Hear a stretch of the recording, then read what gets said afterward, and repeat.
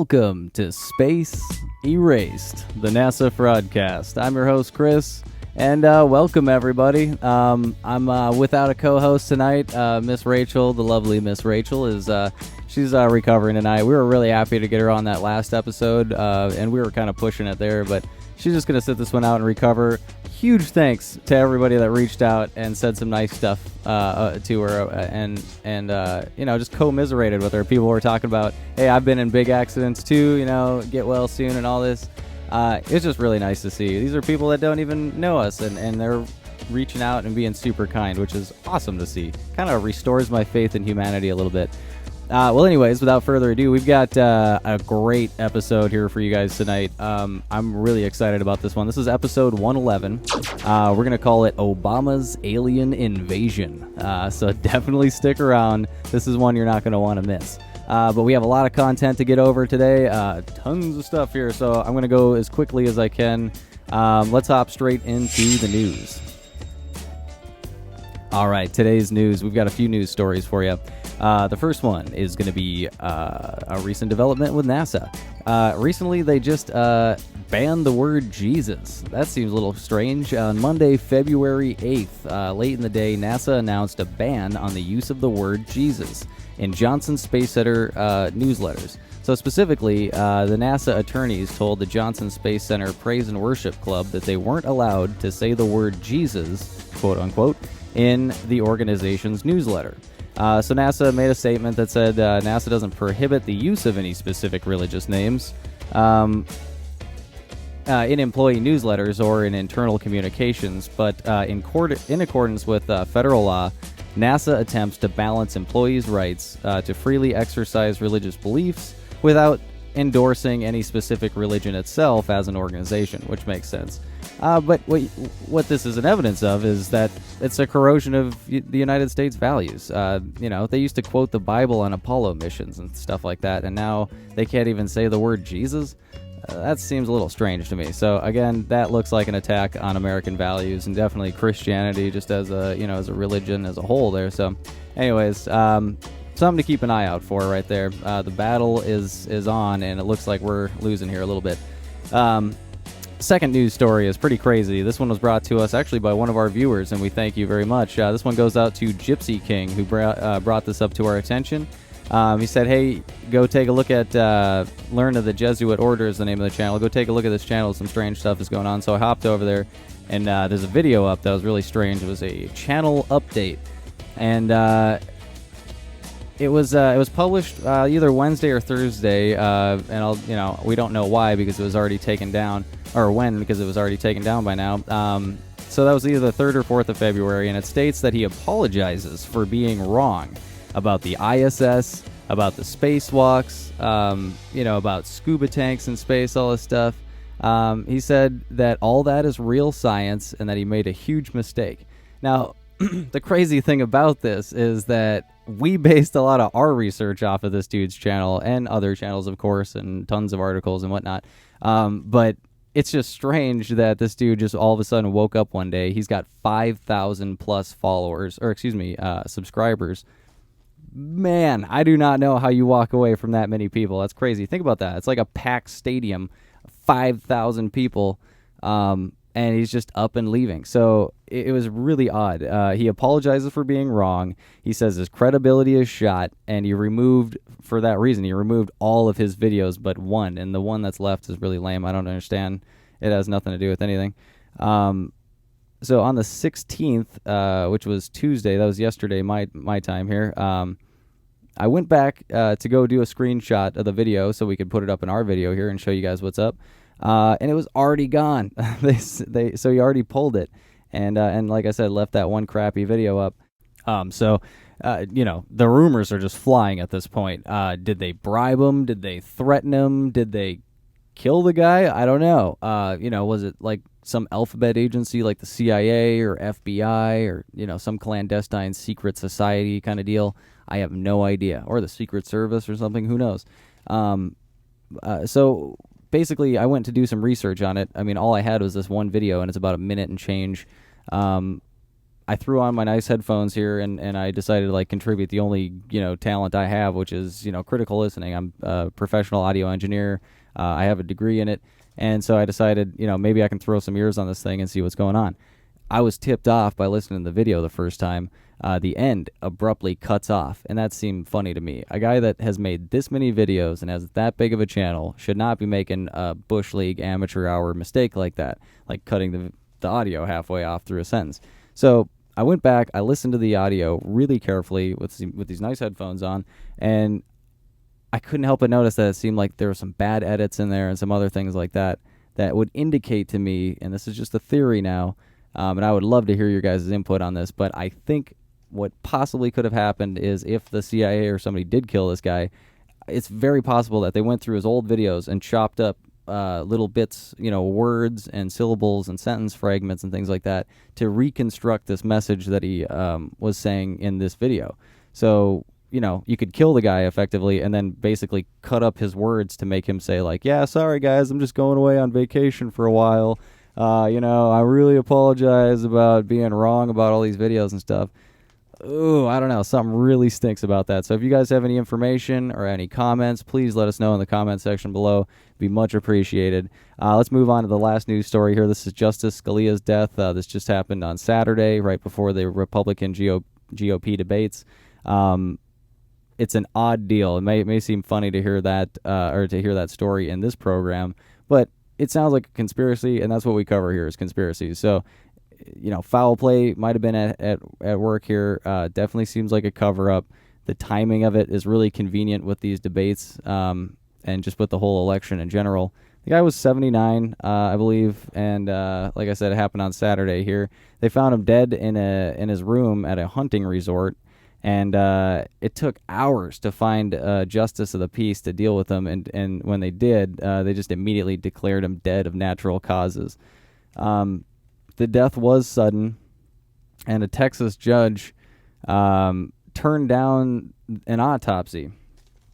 So we can't even find out how this dude died. That seems fishy to me as well. Especially it's a Supreme Court justice judge. He's a big deal guy, and a sudden death like that should be investigated. I don't know. I that's just my opinion, but it does seem weird. And a lot of this, and all this information I'm getting is from the Washington Post, so it's not like some weird fringe conspiracy website. This is the Washington Post. It's a respected publication. So this has massive implications on the election, the Supreme Court and the future of the United States. I saw Alex Jones, his cronies were talking about it could be a CIA assassination. It could have been perpetuated by the Obama administration.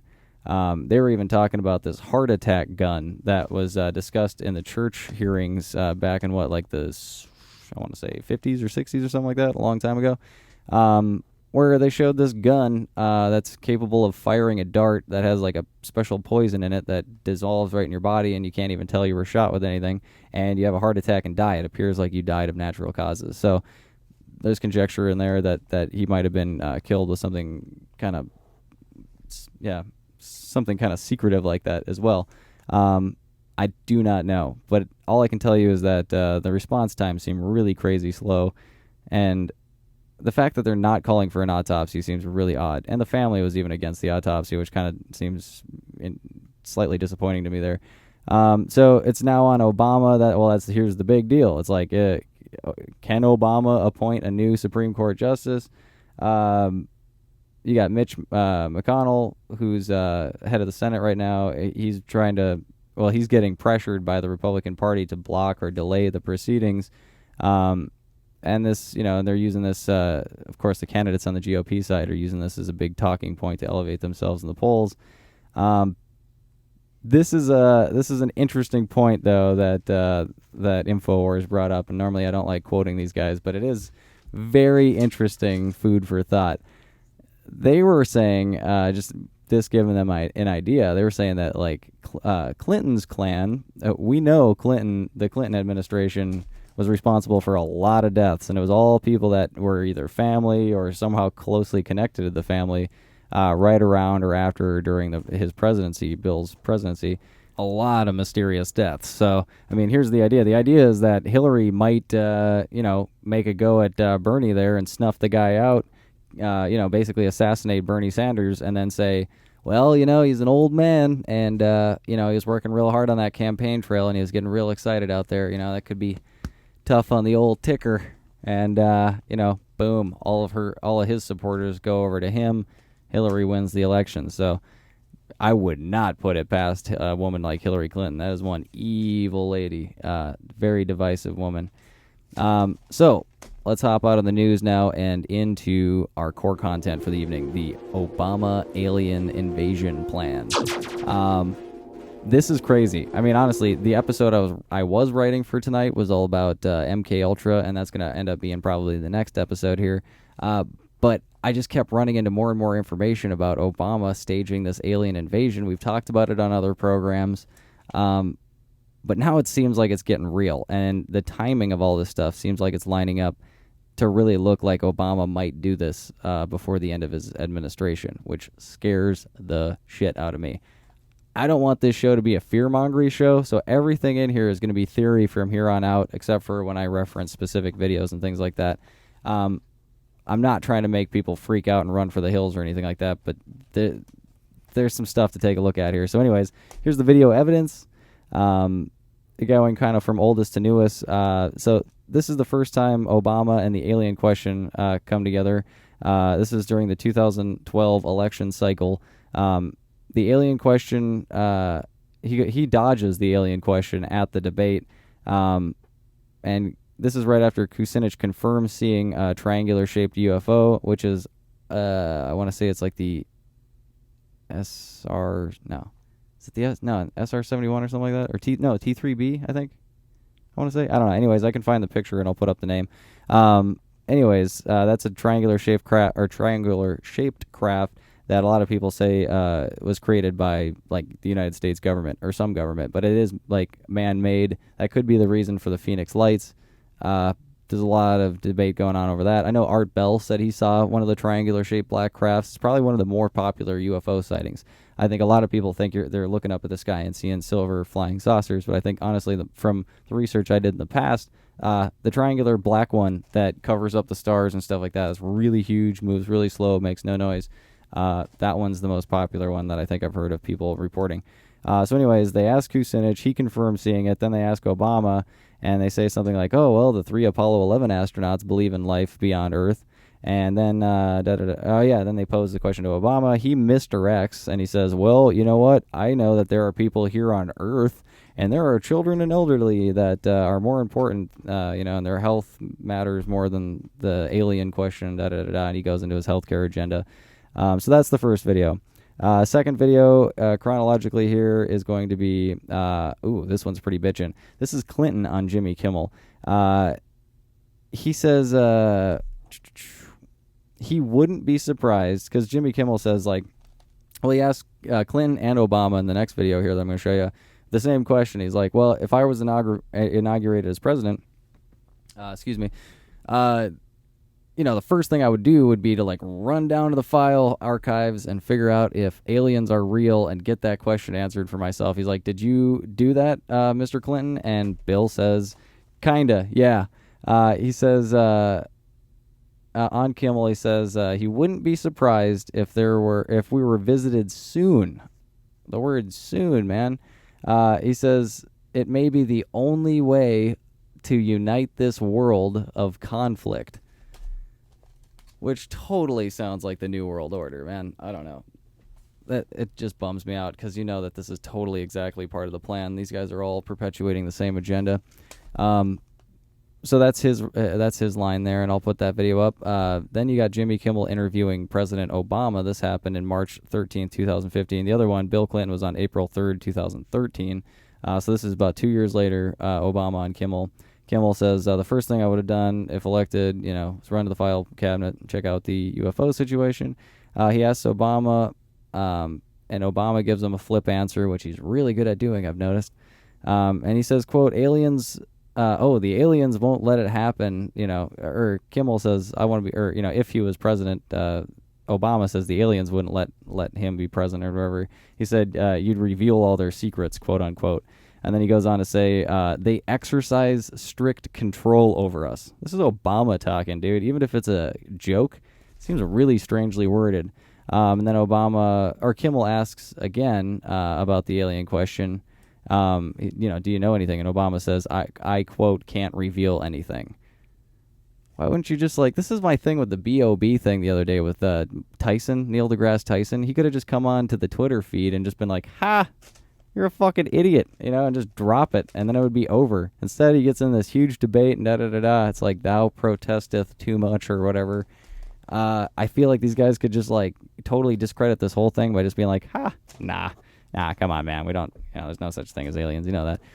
But no, he has to give these weird kind of coded answers, and I don't know if he's just screwing with people or what, but, he says, quote, I can't reveal anything.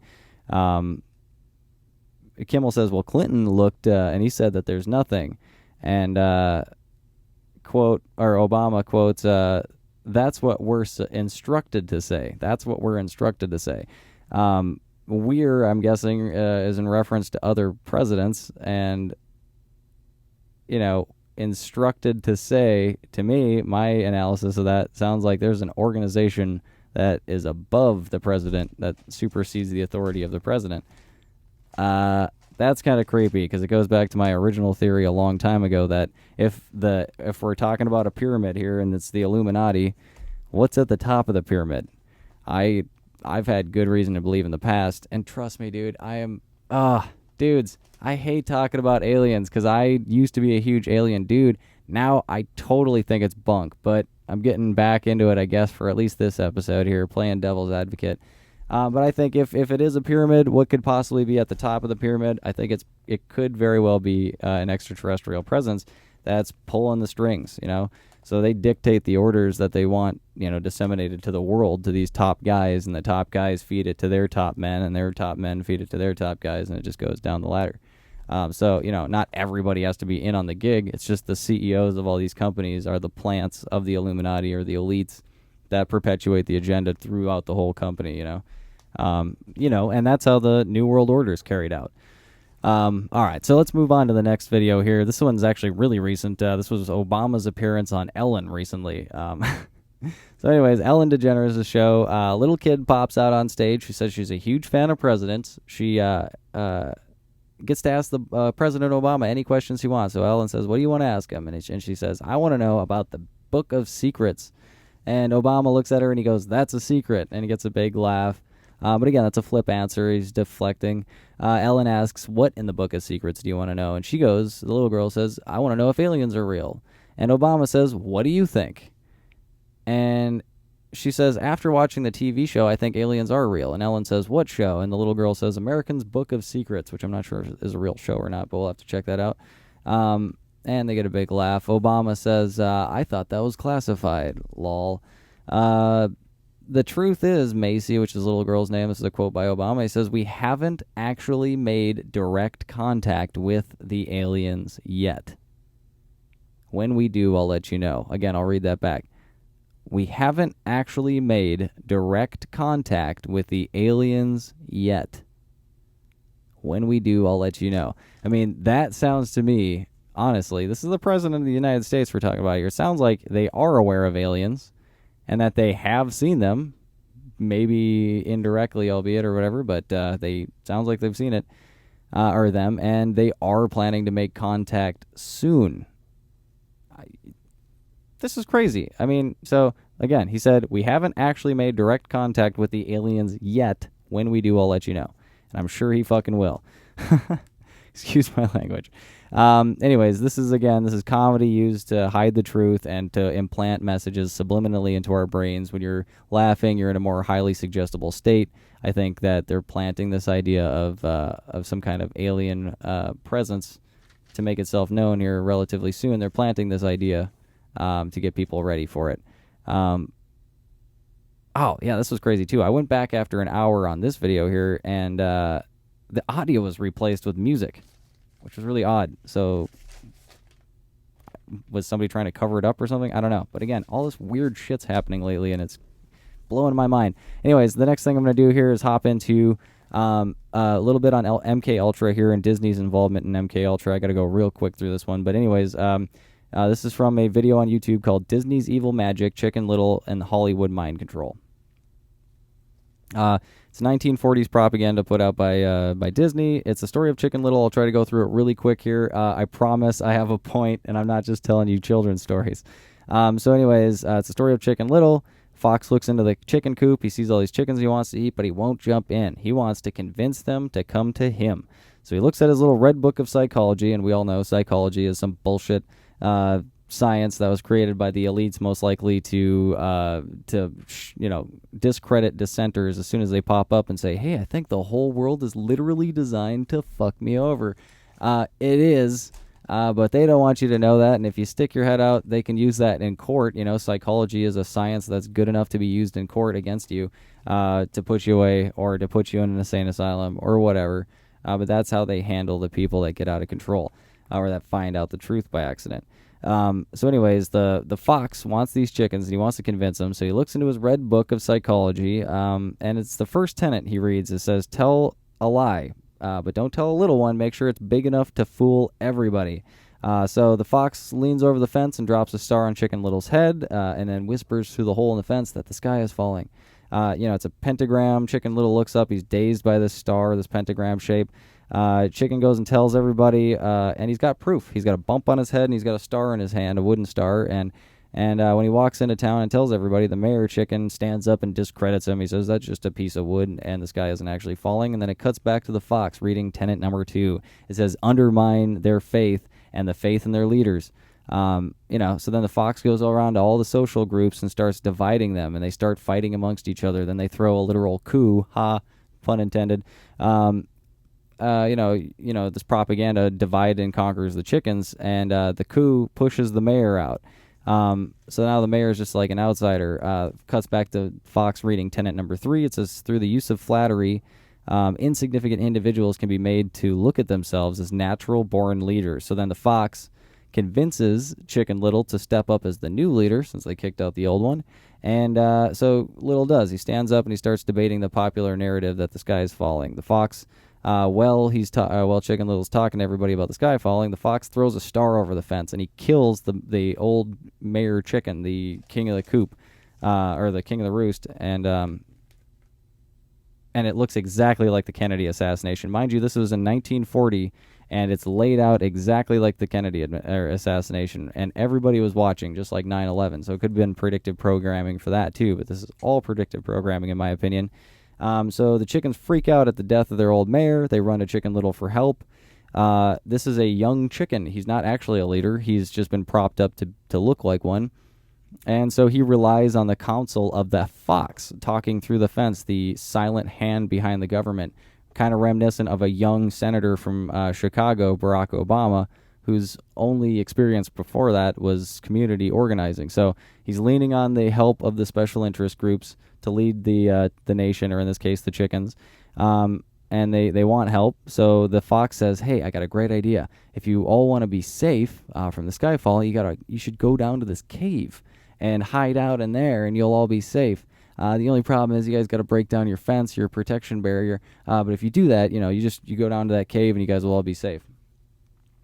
Well, he convinced him, and Chicken Little gives the order, and they all run through. They break the fence down, their protective wall, and they run down this path that's made by the fox, and the fox got all these little signs pointing down toward the cave, and of course they all get eaten.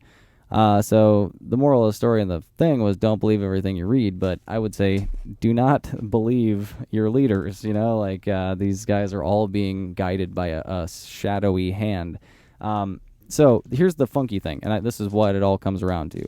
The new version of that movie came out recently. It's like a 3D, like the creepy new Pixar version of all the movies that are like hyper emotionally realistic and all that stuff. The new 3D version of Chicken Little came out, and instead of a star hitting Chicken Little on the head, it's an acorn. And we all know that the Acorn organization was responsible for the Acorn voting fraud or voter fraud that put Obama in the White House in the first place. So this again, it's like predictive programming. It's satire or commentary on popular culture.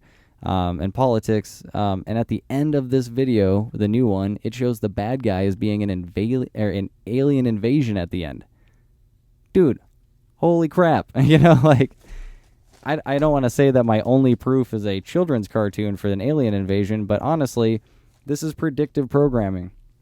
And it's there for a reason. These guys do not make mistakes. These are powerful animators and people in the industry. Every single second of their productions is there for a reason, and they do not make mistakes. So my prediction or my theory here is that Obama is going to convince us of an alien invasion this year, and he's going to try to suspend the election, the 22nd Amendment, and run for a third term as like a king or dictator, and then he'll bring about a financial collapse. Let me get into that a little bit more. Here's a little bit more evidence to support my claim. In 2012, during the election cycle, National Geographic did a poll to see who Americans think would handle the alien or an alien invasion better.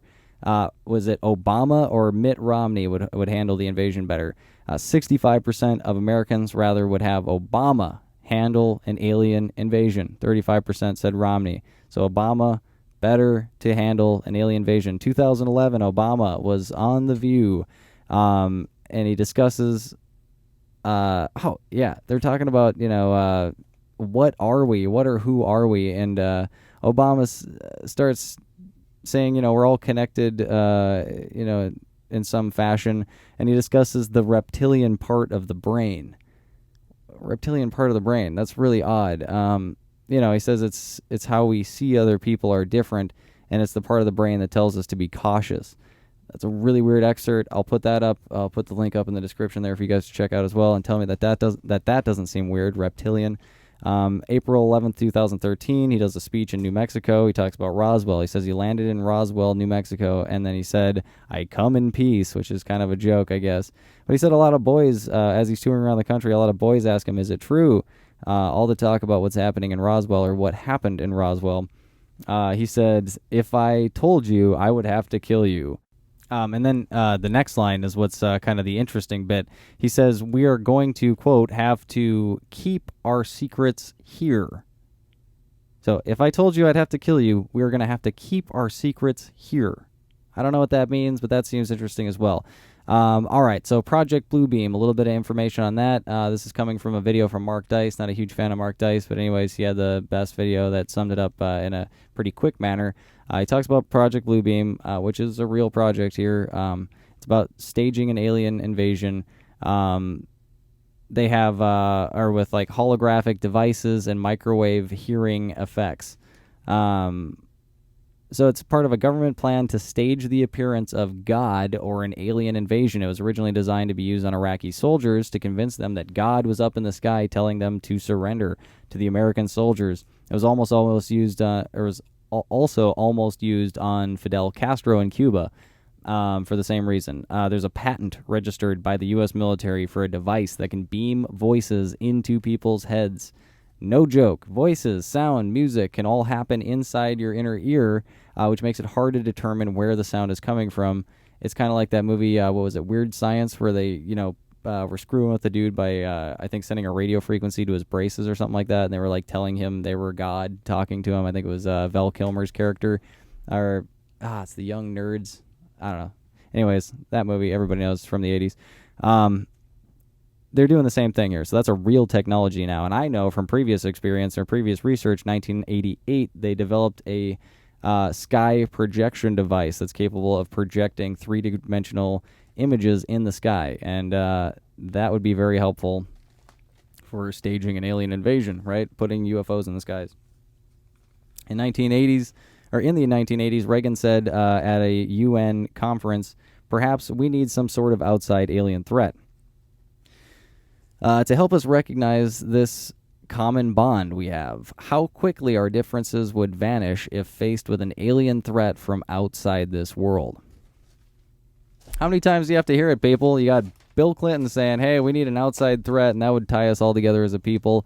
And you got Reagan saying it. You got, I think, Obama kind of alluded to the same thing.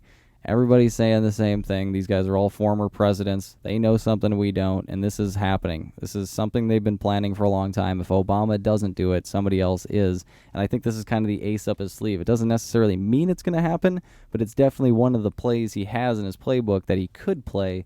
I don't know if he's going to or not. But anyways, here is my predictions for this whole deal. And let me know what you think in the comments section below. I think scenario A, Hillary Clinton kills off Bernie Sanders, takes his supporters, wins the election. Then she'll go ahead and carry out the Obama agenda as planned. Scenario B, this is a little bit more complicated. Obama crashes the economy. And it doesn't all have to happen in this order, but I think these are all the things that are going to happen. So Obama crashes the economy, which take a look at the derivatives market, watch some videos and educate yourself. The derivatives market is going batshit right now, and that is a bubble that's going to explode. I'm not a financial expert. I've done a little bit of research on it. I'm not the guy to tell you the specifics on that kind of stuff, so I would definitely recommend taking some time and learning about it. But the derivatives market is the hole in the boat. That's where the problem's coming from. So the next thing is chaos in America will ensue. China's economy is also totally, their stock market is going haywire right now.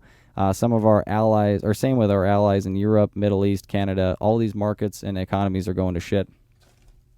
Big problems ahead. And these are real things. This isn't conspiracy. This is fact. So military, so like the military is going to probably fire an EMP, which is an electromagnetic pulse weapon, at the United States electrical grid. They might call it a UFO or something like that, shooting an energy weapon or something. But this is technology we have.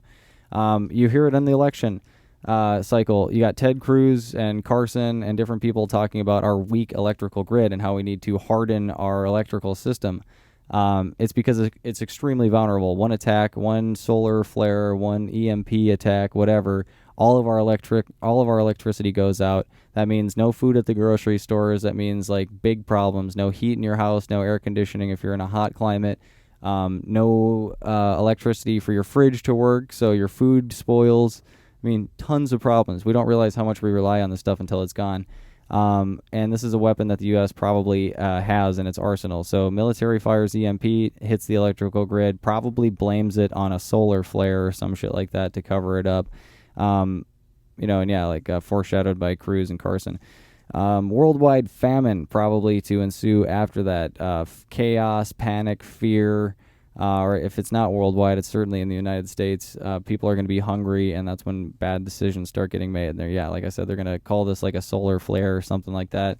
They'll say, oh, yeah, in the middle of the night, solar flare hit, and our electrical system's down, huge chaos. Remember 9/11 happened right away in the morning, caught us all with our pants down. This will happen probably something like that, in a way that catches all of America off guard. So the next thing that will happen will be Obama will most likely suspend the elections because we're having this huge crisis, and he'll initiate the FEMA emergency procedure, which gives Obama full executive power as a dictator, basically. They'll instill martial law, or state martial law, which is militarized police walking down your neighborhood streets. They'll suspend the 22nd Amendment, which means Obama can run for a third term or multiple terms. 22nd Amendment is the 2-term limit imposed on the presidents. He'll get rid of that, probably run for a third term. There's tons of videos out there on that. Check it out. Type in Obama wants to run for a third term. He made jokes about it at the White House Correspondents' or Press Dinner or whatever it's called, the one where they make the jokes and stuff. It's kind of like the roast of the president. Anyways, so he'll suspend the 22nd Amendment. People depend on the government for food and safe drinking water. And they'll probably have to run to some facility like a Walmart or something like that, or a public place like a school gymnasium, or, like the Superdome type of deal for Hurricane Katrina. I remember that nightmare. Walmarts all around the country are being renovated. And there's like pretty good information coming from like a police officer actually reported in one case that they're removing all the shelves and they're installing like TSA turnstile entrances. Like I say, this is confirmed by a police whistleblower. Tunnels. There's not only it was rumors a couple months ago. Now it's not rumors. There are tunnels that connect certain Walmarts around. If not all Walmarts in the country are connected by tunnels. They say that only the high management, like maybe one manager at the very tip top of every store, knows that these tunnels exist. Everybody else that works there, and there's thousands of employees at Walmart, they have no idea what's going on underneath these places.